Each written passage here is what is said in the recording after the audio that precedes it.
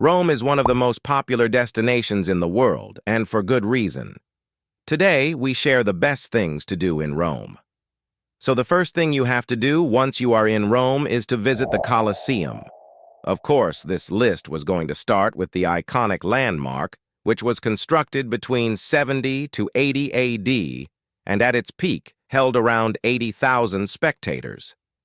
The amphitheater was once used to hold gladiator tournaments and other forms of entertainment during the Roman Empire.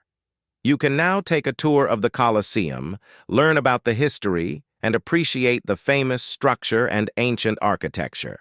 The Colosseum is open every day except for Christmas and New Year's, with the Colosseo metro station being the easiest route to get to this attraction. Buy tickets online to avoid the long queues or opt for a guided tour.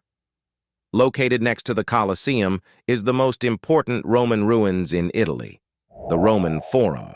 This is an ancient site of Roman ruins that was once the center of Roman life and includes temples, arches, and squares.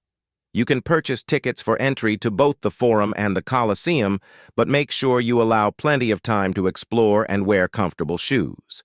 Next, we have the Pantheon as one of the most preserved ancient Roman buildings in the world. The Pantheon is one of Rome's most famous attractions. Constructed in 118 AD, this monument can be found in the center of Rome, in the Piazza della Rotonda. Next, we have St. Peter's Square.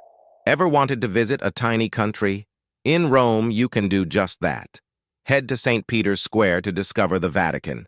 This is an independent state and is one of the most important religious sites in the world, with St. Peter's Square being home to many significant events. Appreciate the beautiful statues of the religious figures and previous popes before visiting St. Peter's Basilica. Next, we have the Trevi Fountain. The Trevi Fountain is one of the most famous fountains in the world. There are very few fountains that are as lavishly decorated as this.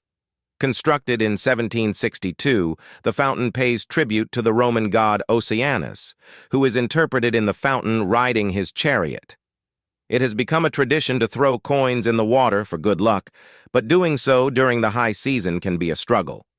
This is a very popular fountain, so get here early. Then we have the Spanish Steps.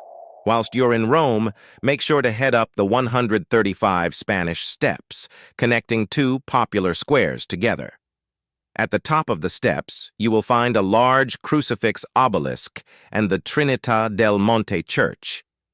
At the bottom is Piazza di Spagna, home to plenty of stores and cafes. Spend an afternoon exploring this area, seeing the sights and taking plenty of photographs on these famous steps. So then we have the Vatican Museums and Sistine Chapel. The Vatican complex of museums also includes this famous chapel, meaning exploring this area is a must.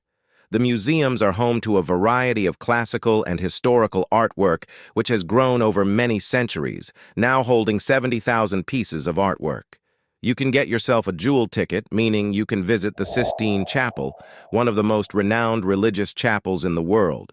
This was extensively restored in the 1400s with stunning ceiling artwork and detailed decorations adorning the walls. Next, we have Piazza Navona. Built in the 15th century, this is another popular site in Rome.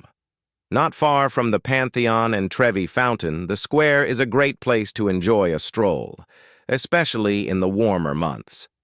Here you can find artists and street vendors standing alongside the Fountain of Neptune and plenty of incredible sculptures.